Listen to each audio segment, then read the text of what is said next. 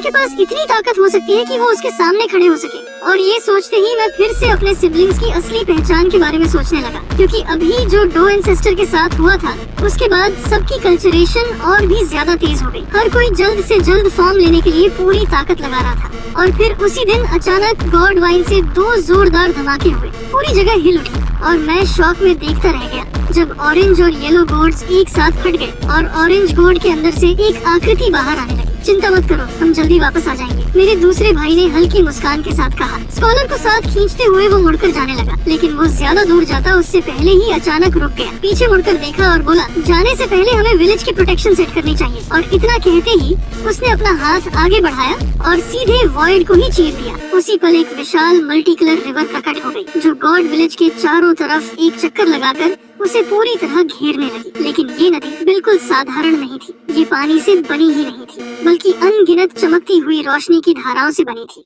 और कुछ ही पलों में वो विशाल नदी स्थिर होकर बदल गई, बाहर से देखने पर एक सामान्य नदी जैसी लगने लगी। तभी तीसरे भाई ने मुस्कुराते हुए कहा, दूसरे भाई, सारा स्पॉटलाइट अकेले मत ले, जब तुमने चाल चला ही दी है तो मैं भी अपनी थोड़ी एबिलिटी दिखा देता हूँ। उसकी आवाज में जोश था, वो सीधे आसमान में उड़ गया, उसके 3000 बाल पीछे हवा में लहराने लगे और उसके हाथ तेजी से वॉइड में पैटर्न्स बनाने लगे। फिर एक जोरदार हंसी के साथ एक और विशाल नदी अचानक प्रकट हुई। उसने भी विलेज के चारों तरफ घूमकर एक बड़ा बैरियर बना दिया। और पहली नदी की तरह ये भी पानी की नहीं थी, बल्कि काउंटलेस बदलते हुए सीन्स से बनी थी, जैसे रियलिटी के टुकड़े खुद उसमें बह रहे हों। लेकिन कुछ देर बाद वो भी फीकी पड़कर एक साधारण नदी की तरह दिखने लगी। ये सब खत्म करने के बाद वो विशाल आदमी और स्कॉलर एक दूसरे की तरफ देखकर साथ में हंसे, फिर आगे बढ़े और एक साथ वॉइड में गायब हो गए। और मैं वहीं खड़ा उन 2 नदियों को देखता रह गया जो विलेज की रखवाली कर रही थी, पूरी तरह स्टन्ड, क्योंकि मेरे दूसरे और तीसरे भाई की एबिलिटीज सच में समझ से परे।